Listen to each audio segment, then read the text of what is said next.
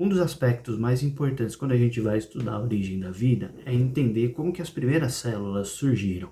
E as primeiras células, obviamente, vão depender de uma membrana que separa o lado externo, o lado de fora, do lado interno.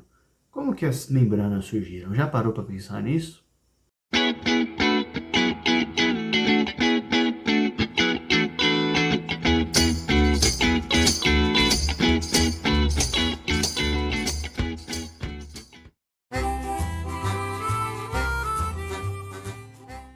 Salve, salve pessoal do NetNature, tudo bem com vocês? Aqui é o Victor falando e hoje aí mais um vídeo novo para o nosso canal e na verdade eu vou trabalhar com dois artigos, né? O primeiro vai basicamente discorrer sobre a possibilidade, né, das membranas celulares, né, e protocélulas surgirem ali próximas às regiões de fontes hidrotermais nos fundos no assoalho dos oceanos ali em certas fraturas, né? Então é uma novidade, é uma possibilidade nova que abriu-se nesse ano de 2020 que passou. E o outro artigo basicamente vai falar sobre as diferenças estruturais que existem entre as membranas das células das arqueias, que é estruturalmente, do ponto de vista molecular, aí tem grandes diferenças quando comparadas com a de bactérias e eucariotos. E qual a implicação disso em termos evolutivos, inclusive, e relacionando isso ao último ancestral comum de todas as formas de vida. Então a gente vai trabalhar esses dois artigos aí juntos, que são bastante recentes e que trazem aí perspectivas novas e importantes para o entendimento da origem da vida. Então se liga aí no canal e não se esquece de se inscrever, não se esquece de dar um like e de seguir o nosso blog aí, o netnature.wordpress.com, que todo dia é atualizado, então sempre tem texto novo, sempre tem assunto novo para você dar uma lida ali e se manter atualizado, beleza? Então, toca o vídeo aí. Bom, gente, então aqui mais um vídeo. Hoje a gente vai falar, na verdade, de dois assuntos, né? Dois artigos diferentes. O primeiro vai trabalhar com as fontes hidrotermais, apresentando aí condições que são ideais para a origem de protocélulas, ou basicamente a formação das primeiras membranas. Então, o tema de hoje é membrana celular. Então, este primeiro artigo vai falar sobre as condições hidrotermais e como elas são favoráveis à origem dessas membranas. E o segundo artigo vai falar também sobre membrana, é uma continuidade deste, né? Não são artigos dos mesmos autores, né? Eles são artigos independentes, mas eles trabalham com o mesmo tema e como foram publicações próximas, né? Em termos temporais, foram intervalo de tempo de publicação das duas é muito curto, então eu resolvi fazer um vídeo falando das duas, já que trabalham com membranas celulares. Isso porque esse primeiro artigo aí, né, ele trabalha com a possibilidade da origem delas em fontes hidrotermais. Isso porque alguns experimentos anteriores aí falharam em promover, né, a formação dessas primeiras protocélulas, né, que são vistas aí como um elemento fundamental para o desenvolvimento da vida baseada nas células, do modelo que a gente conhece hoje. Então, o artigo que a gente vai trabalhar, ele foi publicado na revista Nature, Ecology and Evolution, e a ideia desse artigo é, bom, o que ele descobriu basicamente é que o calor e a alcalinidade ali no meio, né, próximo às fontes hidrotermais, elas antigamente elas eram consideráveis como não aceitáveis para a formação dessas estruturas relacionadas à origem da vida. E agora o cenário mudou. Né? A compreensão que a gente tem é de que, na verdade, talvez a alcalinidade e o calor fossem elementos necessários para a sua formação. Então, este primeiro artigo vai falar exatamente disso. E aqui nós temos uma imagem de uma fonte hidrotermal que não é alcalina, provavelmente é sulfurosa pela coloração aqui, e que também é estudada como um dos possíveis cenários para a origem da vida. No caso, nós vamos trabalhar com uma fonte que é alcalina e não essa daqui. Né? Mas aqui só para vocês terem uma ideia de como é uma fonte hidrotermal. Né? Estas fontes, né, as fontes hidrotermais são, na verdade, existem várias teorias, vários cenários aí concorrentes sobre onde a vida poderia ter se originado, né? Então, esse primeiro artigo aqui, é esse artigo aqui que eu estou falando, que a gente vai trabalhar primeiramente, e ele vai trabalhar aí com as fontes hidrotermais subaquáticas, né? E, obviamente, são um daí dos locais mais promissores hoje para se considerar o início da vida. E esse estudo ele deu mais peso a esse cenário, né, com algumas evidências experimentais aí mais sólidas, que foram publicadas aí pelo Nick Lane, que é esse autor aqui, né, da University College London, né, no Laboratório de Genética, Evolução e Meio Ambiente. Então, nas profundezas ali dos mares do planeta Terra, existem algumas aberturas, né, em que a água infiltra, ela chega próxima a uma região onde tem um bolsão de magma, ela aquece e sobe e passa entre os minerais e cria ali uma condição, um cenário, um ambiente, né, favorável à origem da vida, em termos de pH, em termos de presença de minerais, enfim, condições ambientais ali físicas e químicas importantes para a origem da vida. Então o processo aí cria, né, umas chaminés ricas em minerais, fluidos alcalinos, ácidos, serve também, o calor serve como fonte de energia, criando esses gradientes de prótons, né? Permite aí a redução, né, e a reação entre dióxido de carbono e hidrogênio, né, que são elementos aí fundamentais para a gente entender a origem da vida, né, e formar compostos orgânicos aí cada vez mais complexos, né, permite a formação de uma série de intermediários metabólicos universais, né? E também permite a síntese do tipo Fischer-Tropsch, que é um tipo de reação que permite a produção de hidrocarbonetos formadores aí da membrana, né? Então essa reação Fischer-Tropsch é um conjunto, na verdade, de várias reações químicas que convertem esse monóxido de carbono ou carbono de forma geral e o hidrogênio formando hidrocarbonetos líquidos aí, que são reações que ocorrem na presença de alguns íons metálicos, né, que vão atuar ali como catalisadores ou seja, como aceleradores, né, dessas reações em uma temperatura aí entre 150 e 300 graus Celsius. Então esse é um cenário bastante importante para a origem da vida, porque na verdade os fósseis mais antigos do mundo, né, descobertos inclusive aí pela College London, eles tiveram aí, esses fósseis tiveram sua origem nessas fontes hidrotermais, né? Então, por exemplo, quando você pega as arqueias, né, que são um dos registros mais antigos aí a respeito da origem da vida, que é um parente das bactérias, né, que foi o primeiro ramo aí da vida a surgir, as arqueias elas vivem nesse tipo de ambiente extremo, né, apresentam condições favoráveis a viver em regiões extremamente ácidas, ou extremamente alcalinas, ou extremamente quentes, ou com extremos de salinidade, né? Então, enfim, são extremófilos. Tá? E eles apresentam aí, as arqueias apresentam evidências moleculares que indicam características próximas aí ao ancestral comum de todas as formas de vida e relacionado a esse tipo de ambiente. Então, as arqueias apresentam essas evidências, né, moleculares relacionadas a esse ambiente de origem da vida. Então, é um dos ramos mais estudados aí dentro da biologia para se entender a biopoese, né? Traz evidências muito importantes aí para a gente entender a origem da vida. Os cientistas que pesquisam as origens da vida fizeram aí um grande progresso ao longo dos últimos anos, né? Tentando recriar esses primeiros processos químicos nos quais as formações celulares básicas teriam ocorrido, né? A criação de protocélulas foi um passo importante, como a forma mais básica das células, né? Consistindo apenas de uma membrana ali com uma bicamada em torno de uma solução aquosa.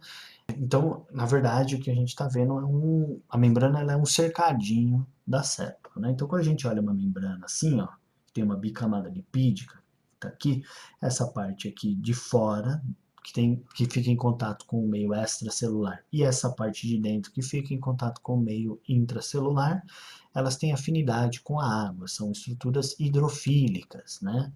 Então, obviamente dentro da célula tem água, né, citoplasma, e do lado externo também, né? E essa parte aqui no meio, ela tem é uma porção hidrofóbica, ela expulsa, ela não tem contato com a água.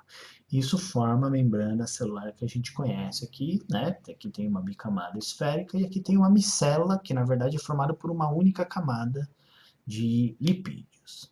Então, os experimentos anteriores aí para criar essas protocélulas a partir de moléculas simples, né, de ocorrência natural, especificamente aí os ácidos graxos, né, tiveram sucesso em água, mas em condições aí que foram muito controladas, né, é, muito específicas dentro do ambiente de laboratório. E até então, essas protocélulas elas se desfaziam em experimentos quando você tentava formar ela dentro dessas condições hidrotermais. Então, até recentemente não tinha sido produzida, né, essas bicamadas lipídicas ou essas micelas em condições é, simulando condições hidrotermais. E agora se conseguiu, né? Começou a se entender aí que este processo talvez seja até necessário para que a vida ocorra. E isso é demonstrado neste experimento aqui, né, do Nick Lane, que é o que a gente vai ver agora. Então aqui tem né, uma fonte hidrotermal, né, então a gente precisa entender aí como a gente viu a bicamada lipídica que forma a membrana celular, ela tem uma estrutura que tem afinidade com a água e tem uma parte que não tem afinidade com a água. É o que nós chamamos de característica anfipática, né? Ou anfifílica, né? Ou um composto hidrofóbico e um composto hidrofílico. Né? É uma molécula anfipática. Então, elas são permeáveis aos prótons, né? Isso é uma característica muito interessante da bicamada lipídica, e elas são necessárias para que as células possam aproveitar esses gradientes de íon para as suas atividades metabólicas básicas, produção de energia.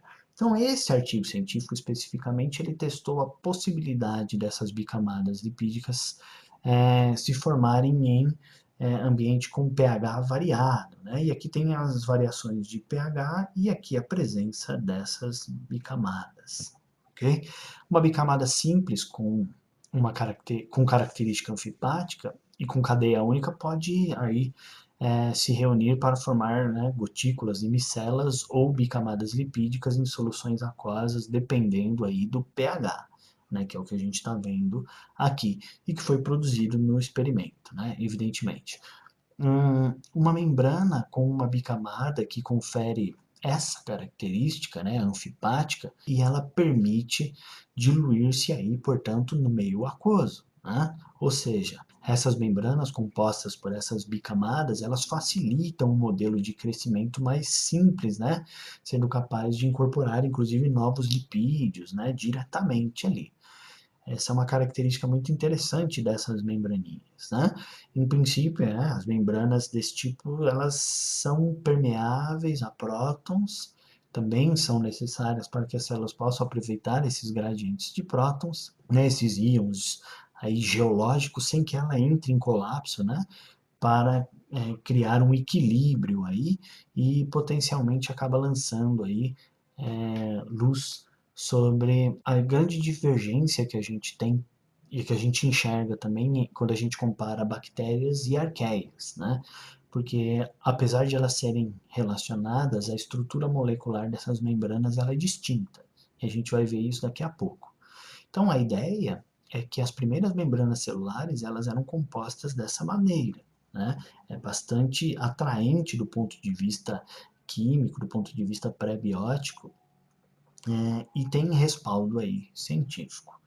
E além disso, né, a síntese de ácidos graxos, ela é termodinamicamente favorecida nessas condições hidrotermais de 50, 60, 100, 150 graus, né, em pH alcalino. Então ela permite, do ponto de vista químico, do ponto de vista energético, isso é muito bom, né, para a formação de ácidos graxos e formação dessas bicamadas lipídicas, né? Então, por exemplo, os lipídios, né, que são compostos aí químicos, estruturais dessas membranas, eles foram sintetizados a partir de um composto químico chamado formiato, né? Dentro dessa, já foi observado sendo produzido a partir dessa reação química que a gente falou, que é a Fischer-Tropsch, né? Em condições hidrotermais, por exemplo, entre 100 e 150 graus. Isso já foi observado. Então, para aquelas pessoas que são negacionistas, né, ou ficam rejeitando a possibilidade da vida se originar naturalmente, aí você tem evidências de que essas membranas podem ser formadas naturalmente, né, a partir de fontes hidrotermais, a via de Fischer-Tropsch, e não existe mais tanta contradição assim quanto se pensava anteriormente. Bom, antes de continuar, se você está gostando aí, né, curte a nossa página, se inscreve no canal, não se esqueça de compartilhar com a galera e chamar todo mundo para ver esse vídeo e aprender um pouquinho mais sobre a origem da vida. Então, essas aqui são imagens também aí do mesmo artigo, né? A equipe de pesquisa tentou criar então essas protocélulas com misturas diferentes de ácidos graxos, e pHs diferentes, salinidades diferentes, calor, temperaturas diferentes, e ela conseguiu aí uns resultados bem interessantes. Os pesquisadores eles acabaram descobrindo que que as moléculas com cadeias de carbono longas, aí elas precisavam de calor para se formar e gerar uma vesícula, aí, uma estrutura que se assemelhasse já a uma protocélula. Então, uma solução alcalina, né, ajudou essas vesículas iniciais aí a manter aí as suas cargas elétricas e tudo mais. E esse ambiente de água salgada também mostrou-se útil ali, né, próximo à região hidrotermal, porque as moléculas aí de ácidos graxos, né, elas se uniram com mais força, criando um fluido aí interessante e vesículas que eram mais estáveis, né? Então garantia uma estabilidade. Então essa simulação, né, das fontes hidrotermais permitiu com que essas estruturas acabassem surgindo. Então, pela primeira vez, aí os pesquisadores conseguiram criar protocélulas, né, essas membranas de protocélulas que se automontam em um ambiente semelhante aí às fontes hidrotermais. E eles descobriram que tanto o calor quanto a alcalinidade, a salinidade não impediam a formação dessas membranas ou dessas protocélulas, mas favoreciam ela do ponto de vista químico. Né? Então aqui você vê, por exemplo, misturas, né, de anfifílicos, né, suportam a formação de vesículas sob condições hidrotermais alcalinas oceanas. Então, ó, eles conseguiram isso ao dar o zoom, e olha o que eles observaram, ó. Aí, ó, tá aí a membraninha, né, sendo formada, né? E aqui também ácidos graxos, né? Então, uma mistura aí as vesículas e aqui você consegue ver, observar elas com clareza, né? Com variações aí de salinidade e cátions divalentes, aí que são características químicas, né? Então, nesse experimento aí, eles criaram um dos compostos da vida aí, né, um dos mais importantes, inclusive, que refletem mais os ambientes antigos do nosso planeta e que poderiam ser aí cenários interessantes para a origem dessas membranas. Então, os pesquisadores aí acabaram apontando que as fontes hidrotermais nos fundos dos oceanos, elas não são, inclusive, exclusivas do planeta Terra, e como existem fontes hidrotermais em vários outros, não só planetas, mas também satélites naturais de outros planetas, então talvez seja de interesse da astrobiologia estudar, por exemplo, Encélado, onde tem ali algumas fontes hidrotermais, e a possibilidade da formação desses compostos ali também, e a possibilidade de existência e resistência da vida em outros satélites ou outros corpos celestes de forma geral aqui no nosso sistema solar. Embora a gente ainda não tenha, né, vale ressaltar, visto qualquer evidência de vida nesses satélites naturais, né, como Encélado ou outros planetas aqui do nosso sistema solar. A gente não tem evidência, mas talvez seja um cenário interessante para se estudar para quem tem interesse aí em astrobiologia. E o mais interessante, gente, é que um outro artigo aí científico, ele estudou as membranas celulares nos três domínios da biologia, né? Os três domínios a gente conhece, são as bactérias, as arqueias e os eucariotos, né? Nós, plantas, né, tudo mais.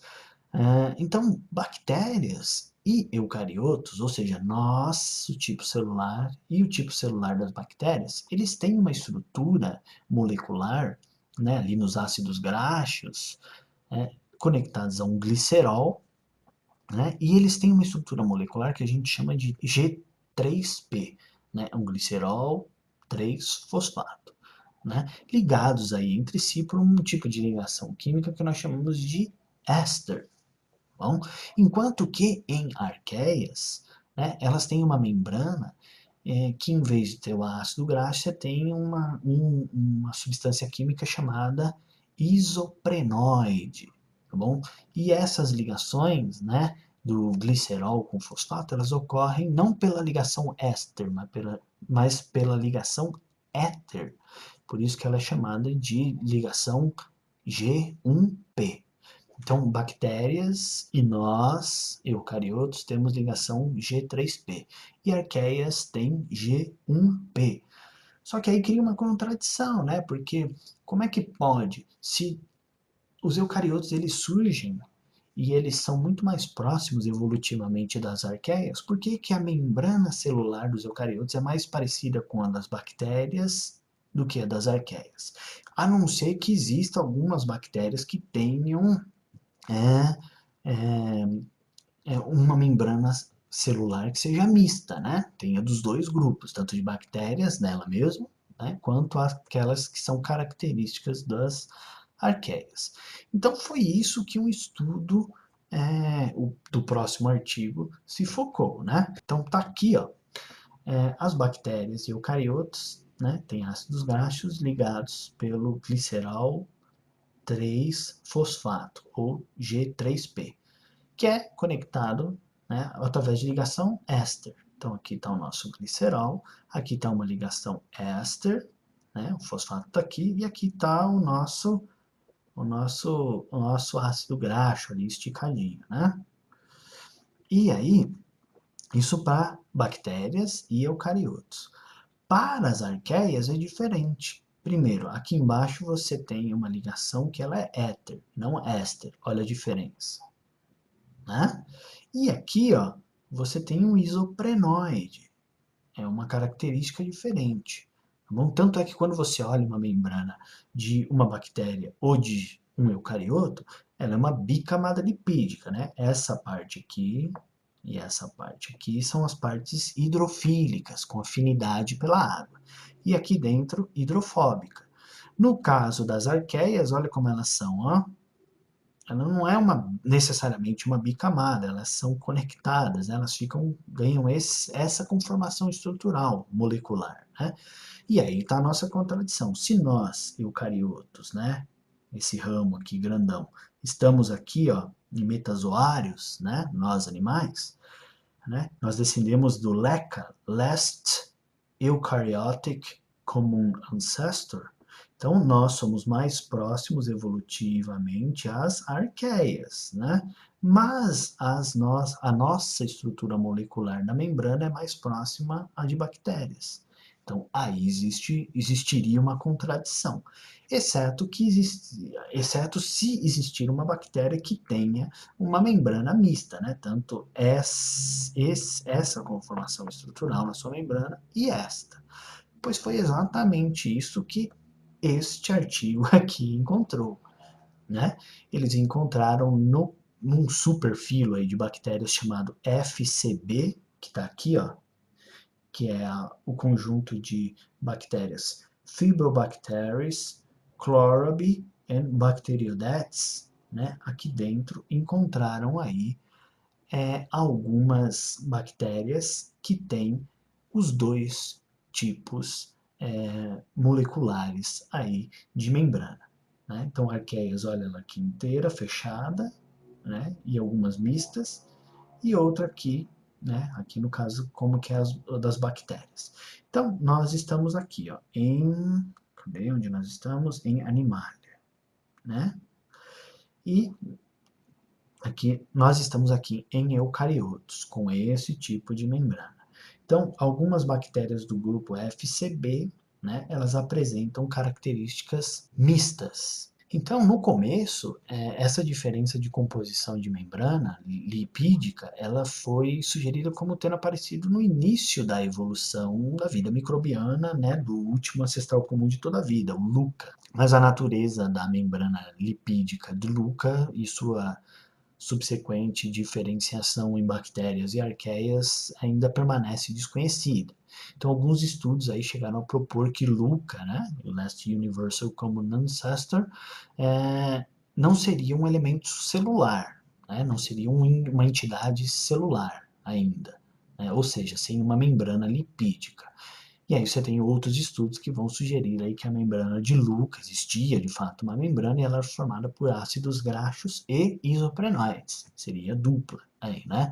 Sem a necessidade sem uma estrutura de fosfato glicerol como requisito para ter uma permeabilidade aí de membrana que pudesse sustentar esse gradiente de prótons que é importante para a vida.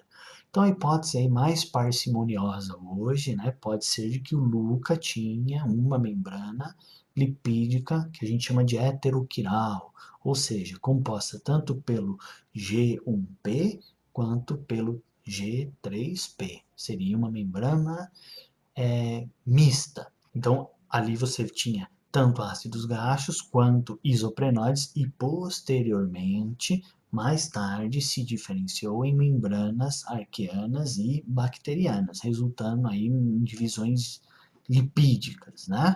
Então, foi originalmente proposto também que essa diferenciação pode ter sido impulsionada pela instabilidade da membrana, né? Essa membrana mista, mas essas membranas mistas elas são de fato estáveis, né? Então você tem estudos aí que mostram que elas são tão robustas e tão resistentes a estresses ambientais quanto as membranas que não são mistas, né? Como por exemplo a formada só por ácidos graxos ou só por isoprenóides. Então, essa divisão aí da vida em função do tipo de membrana que existe dentro dela, dos eucariotos e dos outros grupos, ela levou à discussão a respeito, inclusive, da origem, né, dos eucariotos. Né, porque ainda existe muita confusão sobre a eucariogênese, né, como é que os eucariotos surgiram. Então você tem 4 cenários aí possíveis para explicar a origem desses eucariotos. Né? O primeiro é que os eucariotos eles resultam da função completa de dois ou mais tipos de células, em que o citoplasma se formou a partir aí de uma bactéria e o núcleo se formou a partir das arqueias, né? Porque as arqueias têm núcleo. O segundo cenário é que os eucariotos eles se desenvolveram a partir de arqueias e adquiriram aí as suas características, né, parecidas com as de bactérias por meio de endossimbiose, né? Como por exemplo uma protomitocôndria sendo fagocitada e ficou fixa lá dentro, né, criando uma relação ganha-ganha, né? Recebendo proteção da célula eucariótica e, ao mesmo tempo, fornecendo energia para essa célula eucariótica. Então, a célula ganha energia, a célula eucariótica ganha energia e a bactéria, a alfa-proteobactéria, que vai se tornar futuramente a mitocôndria, ganha proteção. O terceiro cenário é que os eucariotas e as arqueias desenvolveram aí separadamente se desenvolveram separadamente de uma bactéria modificada, pode ser. E o último cenário é que os eucariotos surgiram a partir de um grupo de arqueias denominado Crenarchaeota, deixa eu ver se tem o Crenarchaeota aqui, ó, Crenarchaeota representado aqui, né, segundo a hipótese, né, do eócito, né, que é uma hipótese que foi bastante promissora, não sei como é que está ainda, né? Parece que já tem algumas críticas em relação a ela.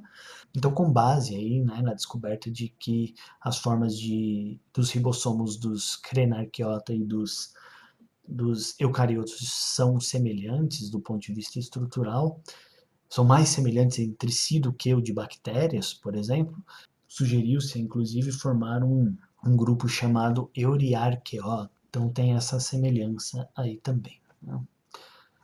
Então você tem aí uma série de linhas de evidência que indicam aí que a eucariogênese ocorreu por um evento de endossimbiose de uma célula bacteriana em um hospedeiro de arqueia, e assim a composição semelhante à bacteriana que a gente encontra nas membranas eucarióticas contemporâneas, né, implicam que um eucarioto aí inicial teve sua membrana semelhante à de uma arqueia, que foi substituída por uma membrana bacteriana, possivelmente através de um intermediário de membrana mista. E aí esses intermediários teriam características que é o que a gente encontra nesse artigo científico aqui, né? Então a descoberta, né, desse grupo FCB, né, que são 4 tipos de bactérias vivas aí chamadas do gênero Candidatus, que são altamente abundantes em águas anóxicas aí do Mar Negro e abrigam aí essa membrana mista, né? Então os genomas que foram montados aí a partir do estudo dessas bactérias, eles indicaram que existem genes ali da via biosintética dos ácidos graxos que a gente encontra nas bactérias, mas inesperadamente existem os genes homólogos de enzimas aí que são importantes para a síntese de lipídios e de compostos que a gente encontra nas membranas das arqueias. Então a existência desses dois é extremamente importante do ponto de vista evolutivo, porque indica a possibilidade de que eles eram sintetizados a partir de um ancestral comum, né? Talvez o Luca.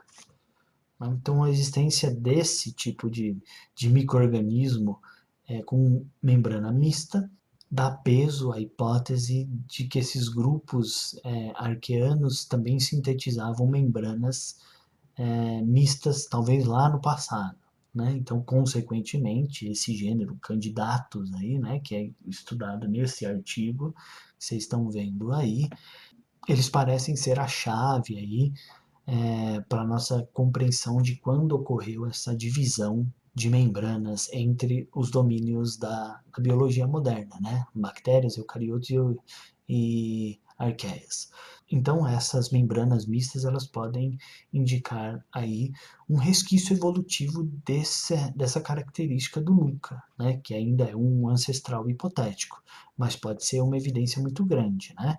Ou de uma antiga transferência horizontal de genes, né? De qualquer modo, a descoberta ela vai fornecer aí um suporte para a existência e viabilidade, né?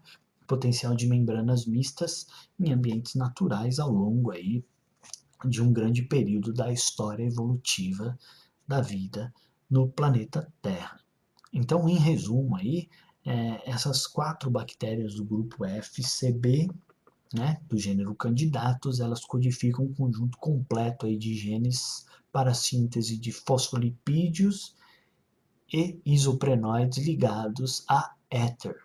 Bom, é basicamente isso que a gente vai encontrar aí neste grupo biológico, neste artigo que foi publicado em agosto de 2020.